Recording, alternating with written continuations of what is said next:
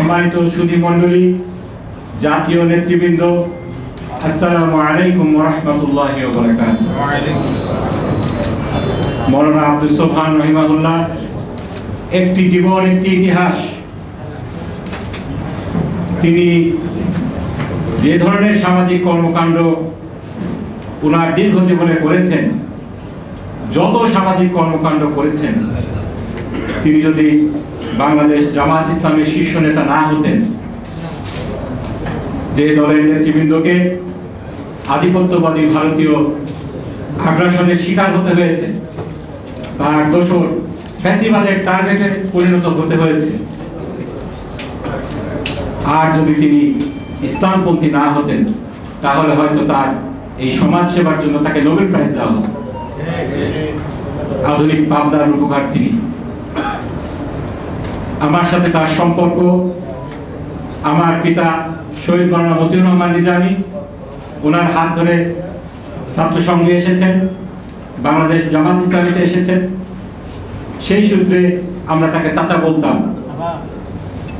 আমার ওনার ব্যাপারে যে অবজারভেশন গুলো আছে, আমি খুব সংক্ষেপে বলবো।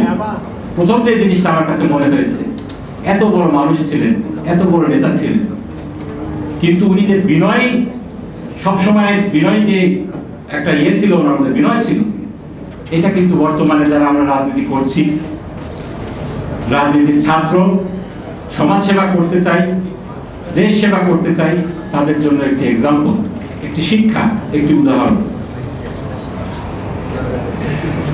একই সাথে মানুষের জন্য আন্তরিকতা। আমি সেই সুদূর কুয়েতে একজন বড় শেখের মুখে শুনছিলাম, বাংলাদেশের মানুষের জন্য ওনাদের সমাজ সেবা করতেন, কালেকশন করতেন। অনেক মানুষ বিশ্বের দরবার থেকে, বিশ্বের বিভিন্ন প্রান্ত থেকে মধ্যপ্রাচ্যে যেতেন।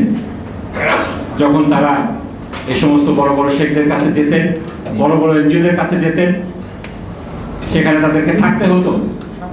অন্য অনেক দেশ থেকে যারা আসতেন, ইভেন বাংলাদেশ থেকেও যারা যেতেন, বড় বড় 5 স্টার হোটেলে থাকতেন। মাওলানা আব্দুস সোবহান সাহেব এবং একে ইউসুফ চাচা, ওনারা খুঁজে খুঁজে সবচেয়ে সস্তা হোটেলে থাকতেন। অন্যরা তাদেরকে বলতেন, আপনারা যে হোটেলে থাকেন, যেখানে থাকেন, আমাদের নিজেদেরও লজ্জা লাগে, আপনারা কেন এখানে থাকেন, আপনারা এত বড় বড় নেতা।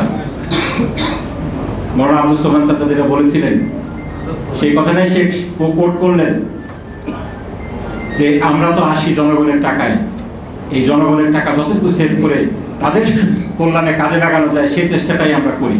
সুতরাং তাদের পয়সায় বিলাসিতা করা আমাদের আসলে মানায় না।